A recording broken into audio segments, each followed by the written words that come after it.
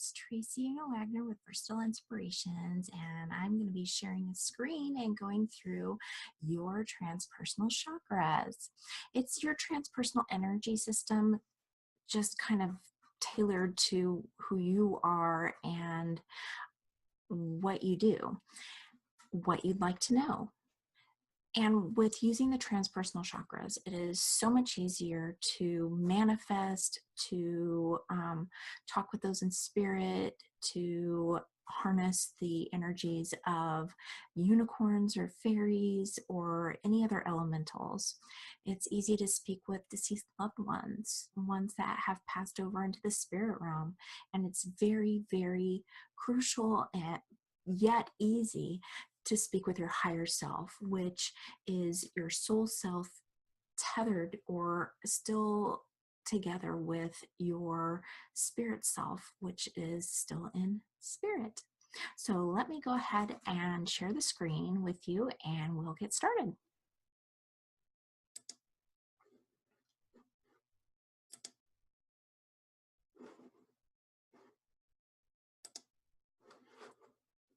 All right, start the presentation. So first off, what I want to do, what I think is necessary, since it is kind of a new concept, not really, but this has been around forever and ever and ever. It's just now with everyone being more spiritually connected, or your conscious evolution being higher and higher, the transpersonal aspects are coming into view a little bit more. Before, a lot of the spiritual gurus or spiritual teachers, the transformational teachers, would really talk about the internal chakras, which is great because it's your stepping stone. It is your foundation. It's your column of foundation within your physical material body. Now that we have, it's so out there, you have mainstream people and just everybody talking about chakras, and that's great. The original 7 are within our bodies, and so you've got from the root chakra all the way up to your crown chakra, and you've got all of those internal pillars, one on top of the other, sustaining your physical with your energetic body, which is great. Now everybody is starting to go, well, yeah, in this side of our body, we have tons and tons of other chakras, but where people are starting to see is the other chakras. They're becoming more into view. A lot of energy workers are talking about them now and experiencing them now. And before, things were getting a little kind of wibbly wobbly, especially around the heart chakra.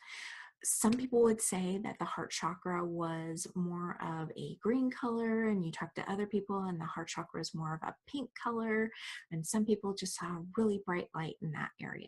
So I think that kind of started it off.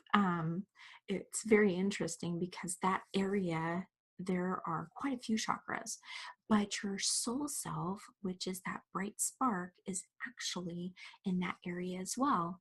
It's just in that heart and thymus chakra area in the center of your chest.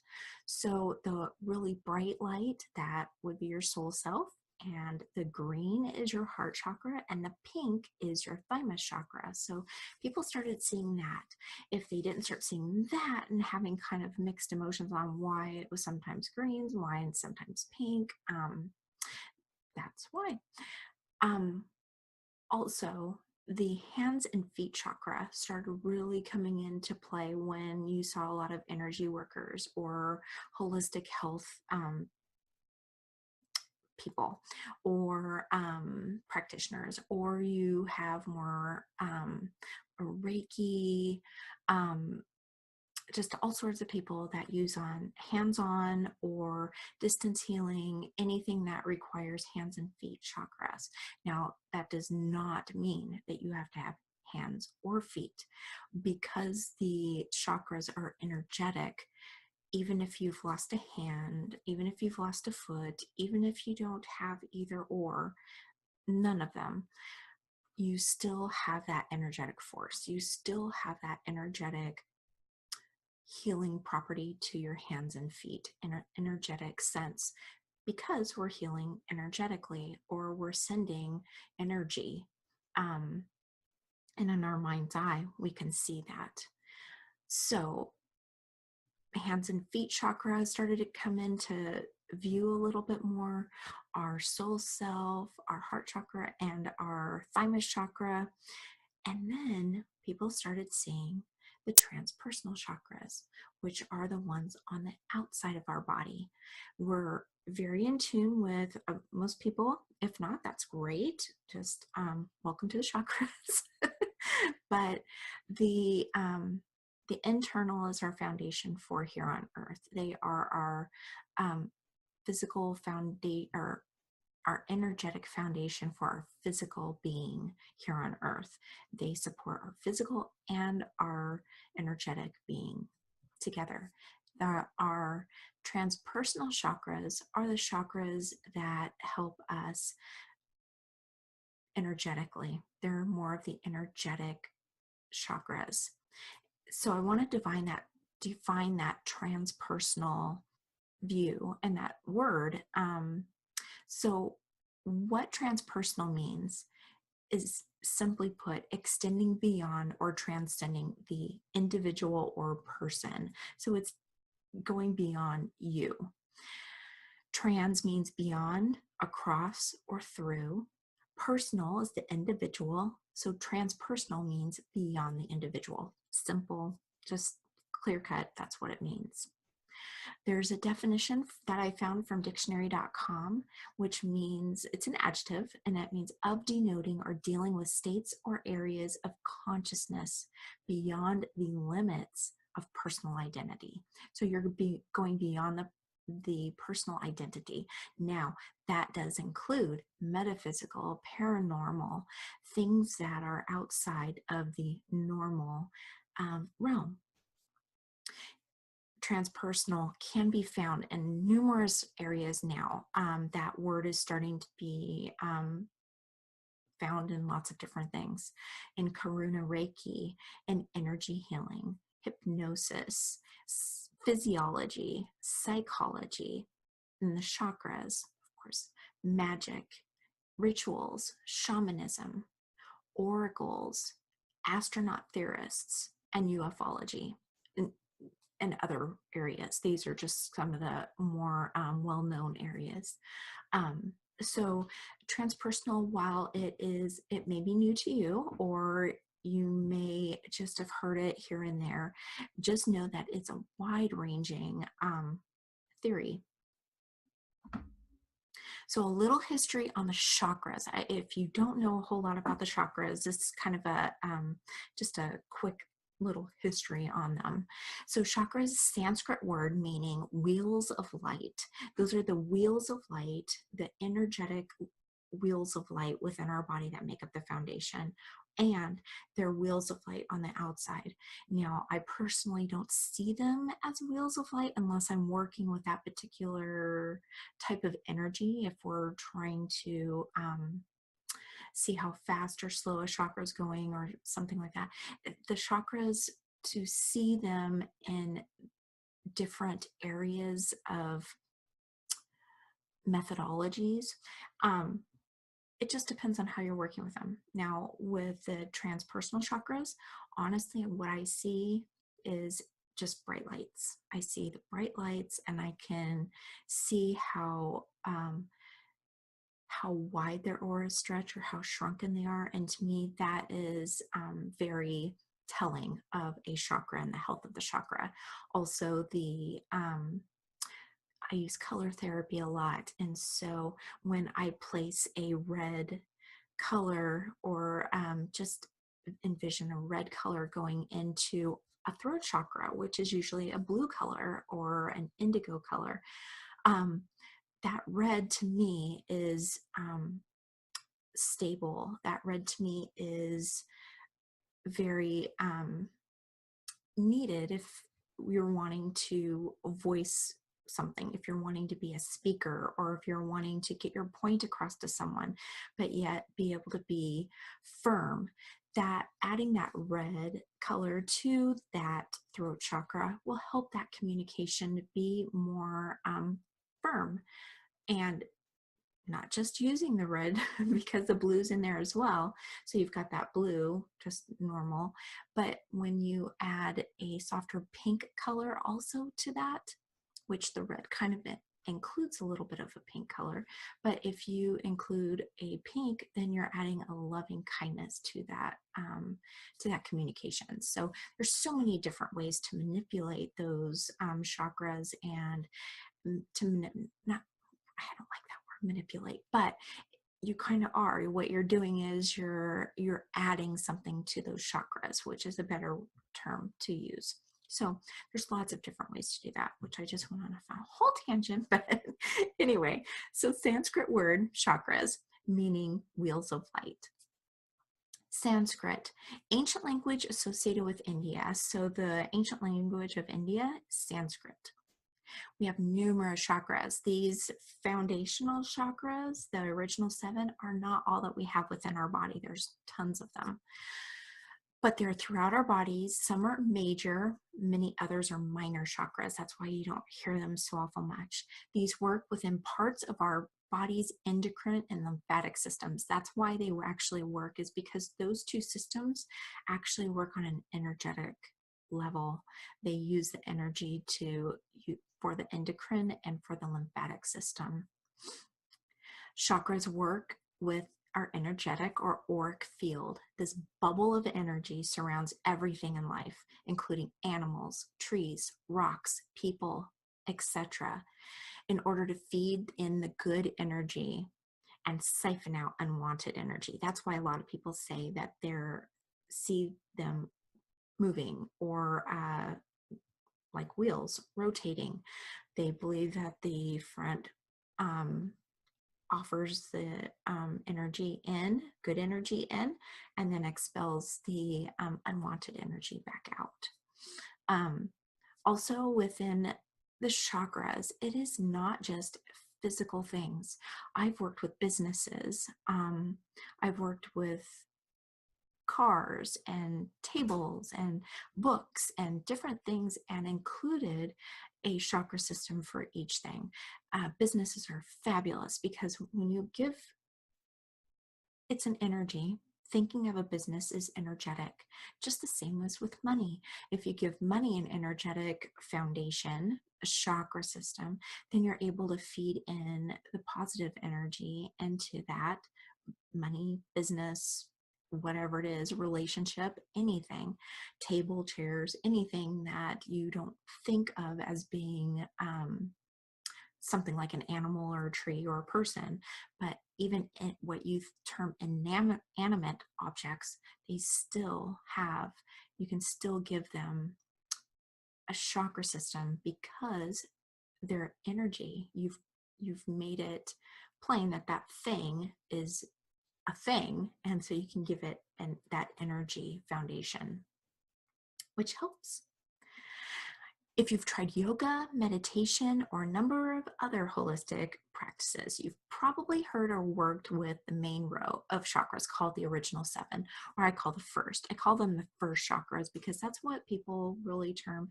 It's the first thing that they think of. The first thing that they learn is that foundation of chakras. So I call them the first. The concept of chakras, from what we know, originated in a Hindu religion and sacred writings called the Upanishads. Now, many cultures and a broad variety of individuals study the chakras. It's not just Hindu. It's not just in India. It's pretty mainstream everywhere now. You can hear about it anywhere. You can go to bookstores. You can go anywhere and ask anyone if they've heard of the term chakras, and probably a number of them, probably 6 out of 10 at least, if not more. The transpersonal chakras are the new kids on the block as far as chakras go. Light workers and many of those working in the spiritual or metaphysical energy fields are seeing these chakras and working with them more and more. And just that's how they are. And even people that aren't, that maybe you're just learning about the original 7 chakras, and maybe you see, well, I see some other things like on the outside of the body, which is how I saw them.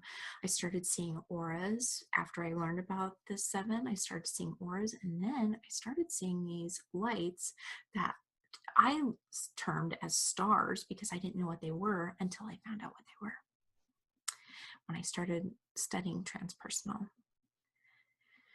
We've always had transpersonal chakras. It's not that they're just coming into being, because honestly, they've always been there.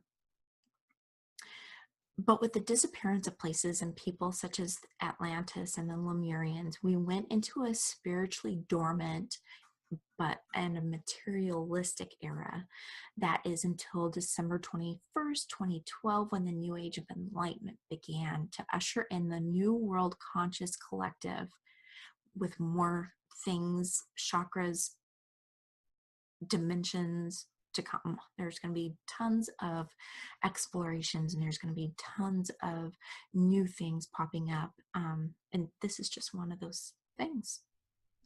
First person to name and give substance to the transpersonal chakras was Katrina Raphael in her book, The Crystalline Transmission. It's an amazing book, by the way. It's very informative. There's a lot of information in Katrina's books. They're fabulous. So if you want, I would pick one up and take a look. They're kind of hard to come by because they're not in regular bookstores. I went to pals.com and got mine. I think I picked up all 3 of hers at the same time. So yeah, they're fabulous.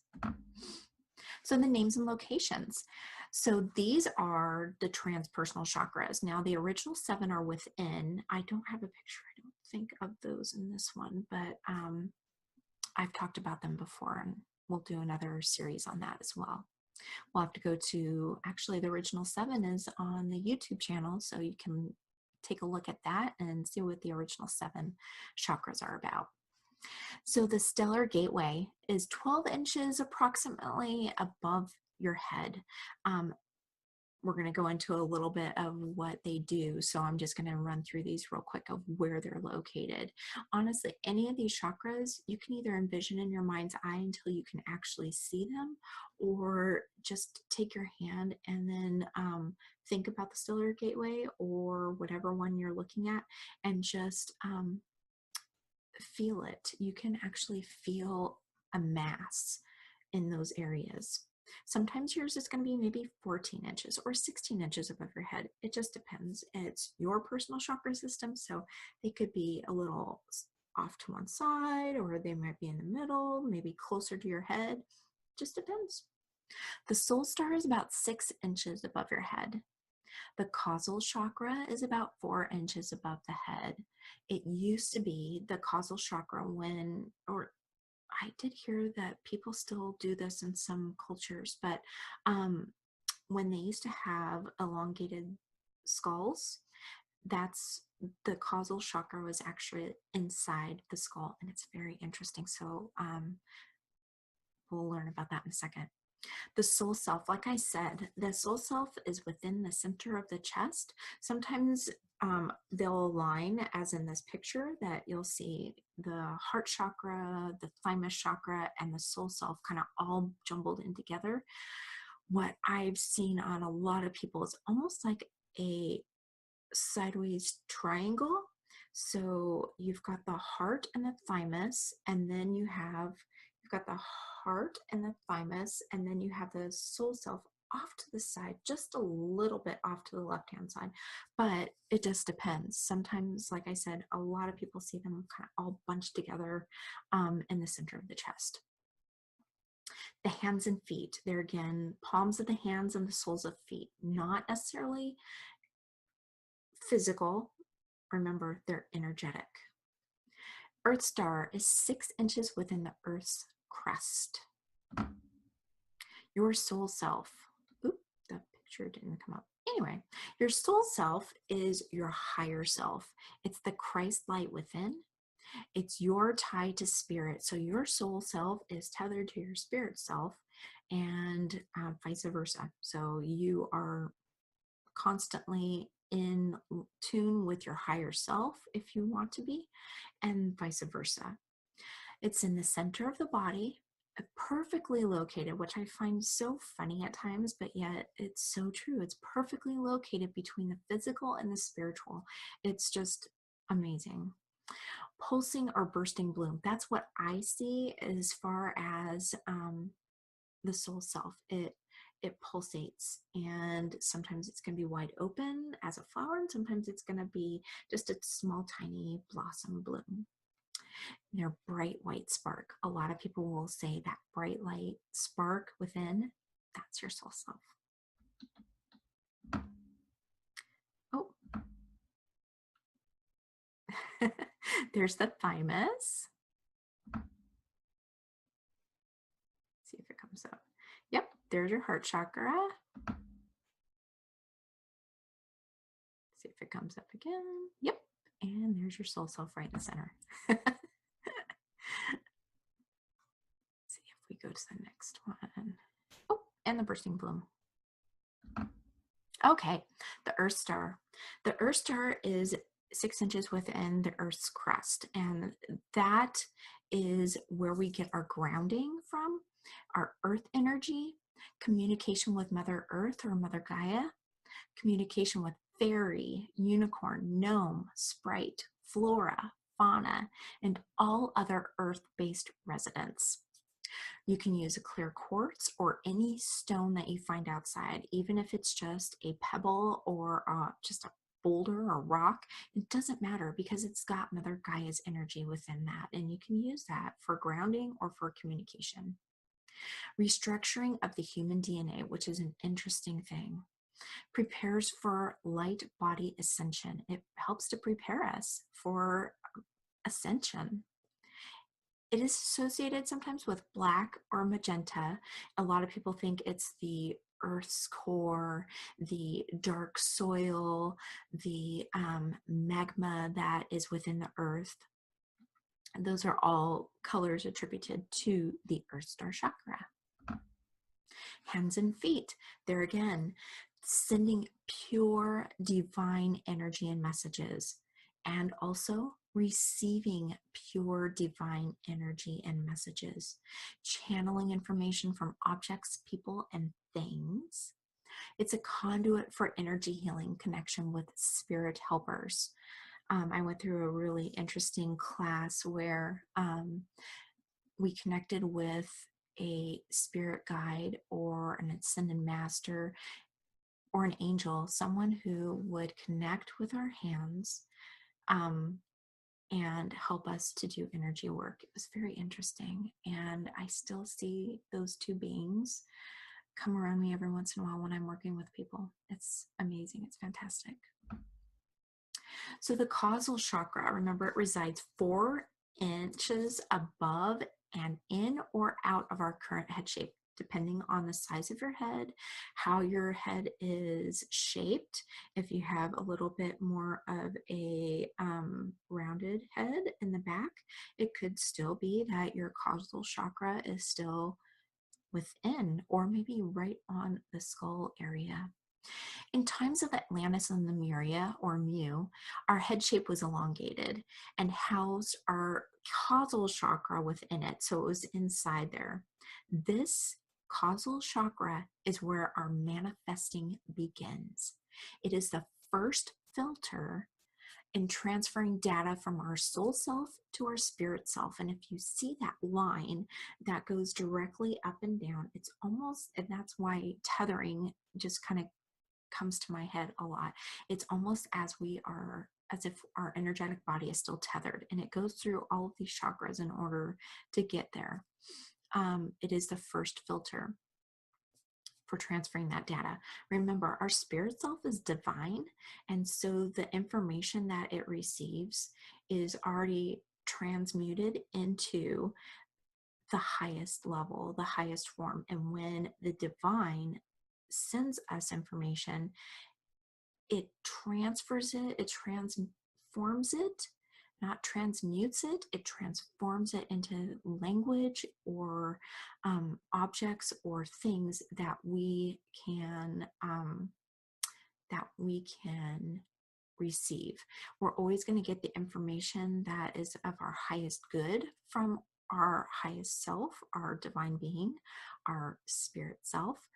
And so that information is actually needs to come to us in a way that we can understand. And so going through these filters, either up or down, it gets received that way. Or for us, it gets received from divine that way. When we send up information to our higher self, it needs to be at a higher level, at a love level, at a divine level. And so going through the filters and really sifting out, that's why being very clear on your manifesting, being extremely clear on what you want, what you need, what you desire, what your hopes are, is crucial, because going through those filters, it says, hey, she wants this or he wants that. And that's why you get what you get, like it or not. Anyway, so the stones that you can use for helping you work with the causal chakra or your manifesting chakra is kyanite, moonstone, and celestite. The sound, actually, there's a sound attributed to it, and it's an alta major, which is so interesting to me. The color is like an aqua light, an aqua clear, bright light. It's very beautiful. It reminds me of, it's snowing outside here right now, so it reminds me of like ice that's really blue, that crystalline blue color, very light colored. That's what it reminds me of. It works to raise our consciousness to surpass the ego. That's our first filter, like I said, past that ego, thereby raising that of all of humanity. So there again, it's on the outside of our bodies, usually the causal chakra, because it's manifesting and it's our first filter. It is where the consciousness of all resides. Very interesting. I love it. Our soul star is 6 inches above the head. It's associated with the Milky Way. Selenite, you can use selenite to work with the soul star. It's a delicate, peachy, pink, bluish color. I don't know how else to explain it. It's very beautiful. What is it? Periwinkle. Periwinkle is, depending on the periwinkle, I see it as that color a lot of times. That's why I made that star kind of a periwinkle color. A lot of people call it peachy pink, but I a lot of times see it as that periwinkle color for some reason.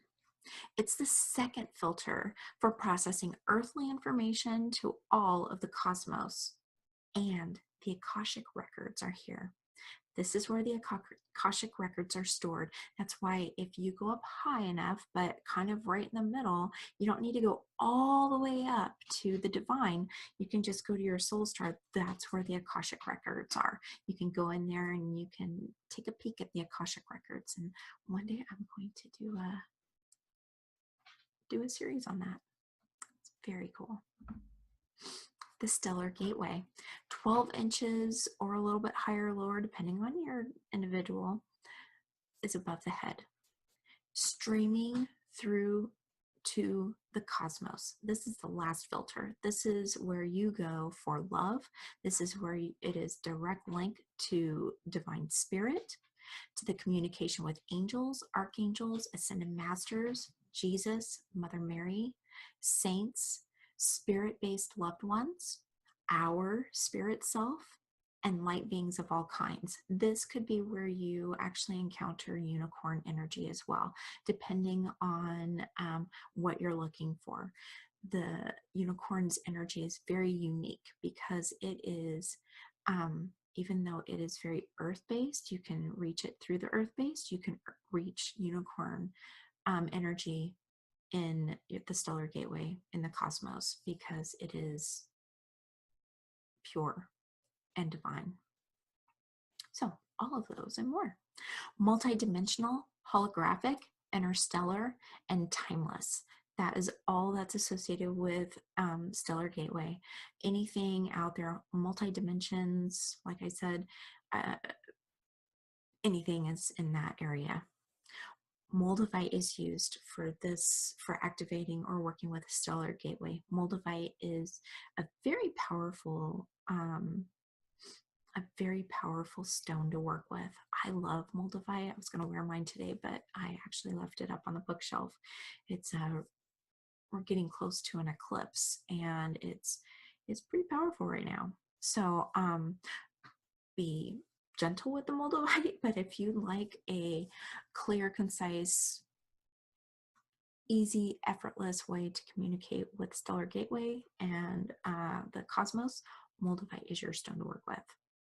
It helps awaken human consciousness to spiritual enlightenment. It actually helps to awaken human consciousness to your own spiritual alignment. And once you start bringing and harnessing that energy down, once it hits the causal chakra, it goes all out to the collective consciousness, which is everyone. And the reason for that is because everyone's connected. Everyone's connected in that sphere, and it's just an amazing thing. That's why I believe that we are starting to move faster. You can see it after, and actually earlier than 2012, but 2012 was marked by the Mayans for a reason. And I believe that that is one of the reasons. We're just going to see this spirituality. And I don't even want to say spirituality, because a lot of people use that as a religious text, as a religious base, but it's, to me, it's more of the divine. We're going into our transpersonal time, which is outside the body, and our connection with that. So